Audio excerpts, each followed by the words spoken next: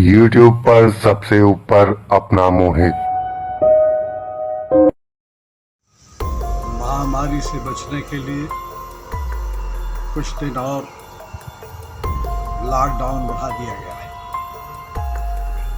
इसमें सबकी भलाई है, सबको उसी हिसाब से रहना है, जितनी छूट मिली है उसी में रहना है, अपना काम करके अपने घर के अंदर आ जाना है।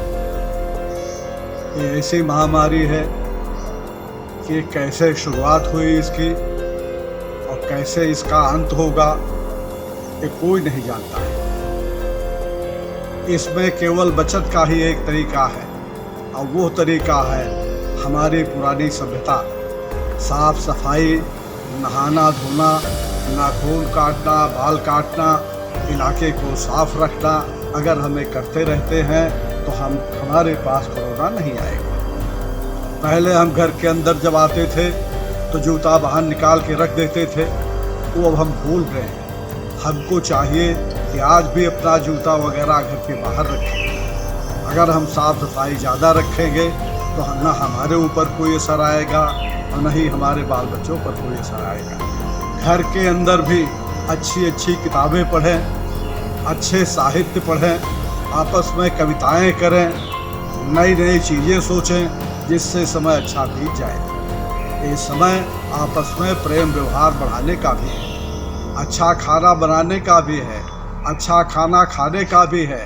हर आदमी तरह तरह की चीज़ें, तरह तरह का व्यंजन बनाए, आपस में मिल बैठ करके खाए, इससे समय भी पास होता है। इसमें घबराने की कोई बात नहीं। परंतु एक बात जरूर है, इस बीमारी ने एक मौका ये भी दिया है देश को कि हम देश को आगे ले जा कर के दुनिया में नंबर 1 का देश अर्थव्यवस्था में बना सकते हैं। क्योंकि आज जितने भी क्रूड ऑयल हैं, पेट्रोल हैं, इन सब की कीमत कम से कम 10% आ गई है।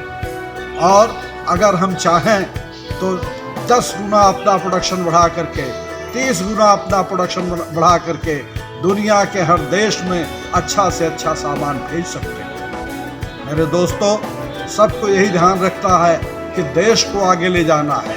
हमको क्या मिलता है, क्या नहीं मिलता है, उस पर ज़्यादा ध्यान नहीं देना है। बाहर से बहुत हमारे वर्कर्स आ रहे हैं, यहाँ पर उनको तकलीफ़ भी है, हो सकता तब तकलीफ़ और भी बढ़े, लेकिन उनको ज़्यादा ये ध्यान नहीं देना है कि हमको खाने में क्या मिला, क्या नहीं मिला। उसके लिए लड़ाई झगड़ा नहीं करना है। उनको ये समय ढूंढना है कि कब उनको पूरा काम मिले, पूरी मजदूरी मिले, पूरी मेहनत करें, कोई चीज़ बनाएं और देश का सामान बाहर देशों में जा कर के बिके, जिससे हमारे देश का नाम हो। मैं एक बात बताऊं, जोधपुर में जिसमें राजा अगस्त सिंह रहते हैं, उम्मेद भवन, उसको राहत कार्य में बनाया गया। उसमें भुखमरी थी, खाना किसी को नहीं मिलता था, लेकिन उन दिनों उस उम्मेद भवन पैलेस को इतना बढ़िया बनाया गया कि आज भी जा कर के कोई देखे कि राहत में बना हुआ कितना अच्छा काम है। वैसे ही हम चाहते हैं कि जो मजदूर हमारे बाहर से आ रहे हैं, हर ज़िले में इकट्ठा हो रहे हैं, गवर्नमेंट तो इनको पैसा देती है, इनको चाहिए कि हाईवे के किनारे किनारे हर ज़िले में एक मीनार बने, 100 फीट की ऊंची मीनार बने। उस पर लिखा जाए कि मजदूरों ने राहत कार्य में इस मीनार को बनाया। वो मीनार हर हाईवे के किनारे किनारे लगाई जाए। उसमें सबसे बड़ा फ़ायदा होगा कि मजदूरों का नाम भी होगा, अच्छा काम भी होगा। जब अच्छा काम होगा तो उनको अच्छी मजदूरी भी मिलेगी और आगे चल कर के उन मीनारों पर जब एडवर्टीजमेंट होगा तो पूरे देश में, पूरे प्रदेश में उसकी हमेशा के लिए एक इनकम भी होगी।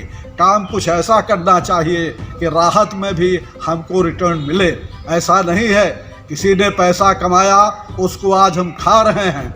हमको भी चाहिए कि आज ऐसा पैसा कमाएं कि मेरी कमाई से अगले दिन 100 आदमी खाएं, 50 आदमी खाएं, आने वाले साल में ज़्यादा से ज़्यादा लोग खाना खाएं, तभी जा कर के ठीक रहेगा। यही एक तरीका होता है। पैसा जो है मेहनत से ही आता है। पैसा दो ही जगह उगता है, या तो फैक्ट्री में उगता है या फिर किसान के खेत में उगता है। दो जगह हम मेहनत अगर आदमी करेगा तभी पैसा उगेगा, बाकी पैसा कहीं नहीं उगता है।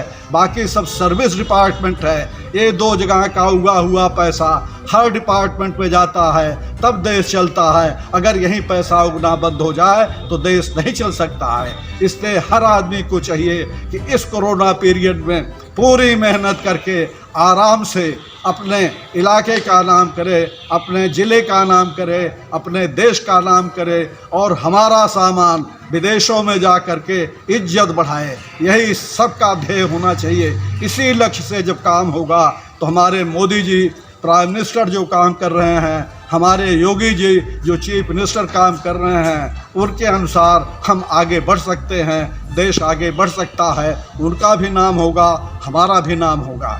इन्हीं सब बातों को देख करके हमारा यही विचार है, यही निवेदन है कि हर आदमी जिसकी जितनी ताकत है, जिसके शरीर में जितनी भी ताकत है, पूरी ताकत लगा करके प्रोडक्शन में ज़्यादा से ज़्यादा मेहनत करे, जिससे जो वस्तु बने अच्छी बने, सस्ती बने, टिकाऊ बने और दुनिया में छा जाए। मेरा यही निवेदन है। हम चाहते हैं हमारे गांव का खाना दुनिया के हर देश में जाए।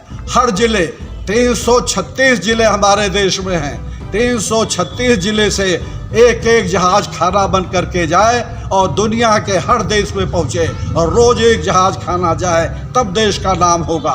क्योंकि इतना ज़्यादा कुक हमारे देश में हैं, खाना बनाने वालों की संख्या जितनी ज़्यादा हमारे देश में है, दुनिया में कहीं नहीं है। हमारे यहाँ 50% पॉपुलेशन केवल खाना ही बनाती है। जो औरतों की पॉपुलेशन है 50% ये केवल खाना ही बनाती है। इतनी बड़ी पॉपुलेशन दुनिया में कहीं नहीं है। इतना अच्छा खाना दुनिया में कहीं नहीं बन सकता, इतना अच्छा खाना दुनिया में कहीं नहीं मिल सकता है।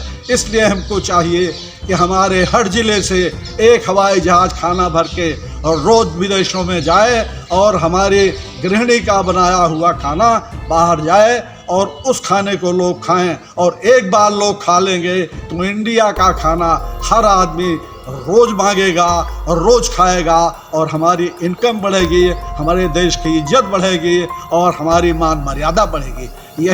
यही तरीका होता है व्यापार का। व्यापार को बढ़ाना है, 10 गुना उत्पादन बढ़ाना है। जब 10 गुना उत्पादन बढ़ जाएगा, चाहे वो सीमेंट हो, चाहे वो बिजली हो, चाहे वो स्टील हो, चाहे वो कोल हो, सब में प्रोडक्शन हमको 10 गुना कर देना है। जब 10 गुना हम प्रोडक्शन कर देंगे तभी हमारा देश आगे जाएगा।